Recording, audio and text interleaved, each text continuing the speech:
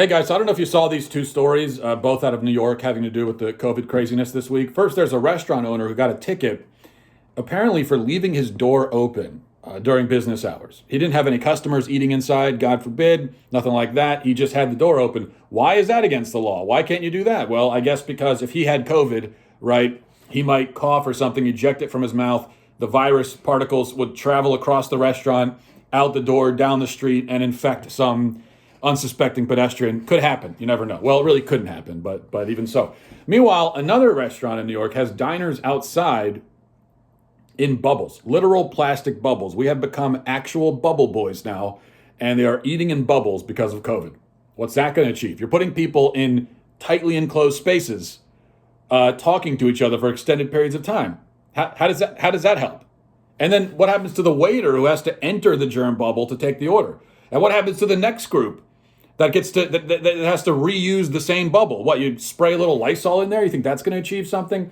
Why not just let people eat inside if that's what you're going to do? Well, there's no reason not to, but this has been the theme. This is what you see, right? When you look around, both with government policy and what individual companies and industries are deciding to do on their own, so much of it is arbitrary, ineffectual, downright counterproductive.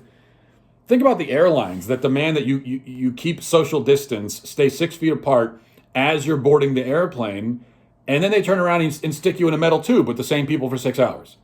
What's the point of spacing everybody out before crunching them together again, like an accordion sort of thing? What's the point of that? Again, arbitrary, pointless.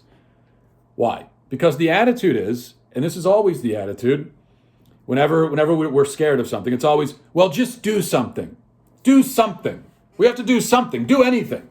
Doesn't matter what we do, as long as you're doing something. And it's kind of like what happens after a mass shooting. Right? We've seen this over and over again. Mass shooting happens, and politicians, they want to pass a law. They want to pass a regulation. They want to do something, do anything in response to the event. And they'll brag about it. They'll say, we did something. We did something. Okay, but what you did didn't help. It probably made the situation worse. Yeah, you did something. Probably would have been better if you did nothing in that case. So this do something, do anything attitude is destroying this country, has been for a while, and is especially now, because people don't want to admit that often there's not a lot you can do. Bad things happen. There are threats out there. There are dangers. There are risks.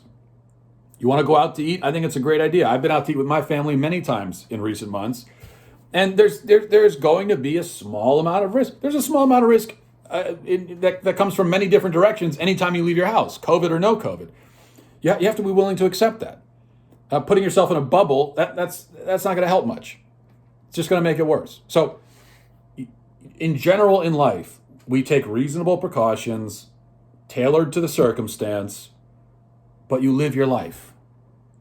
And I think that's what we all really need to start doing. Just live your life. That's it.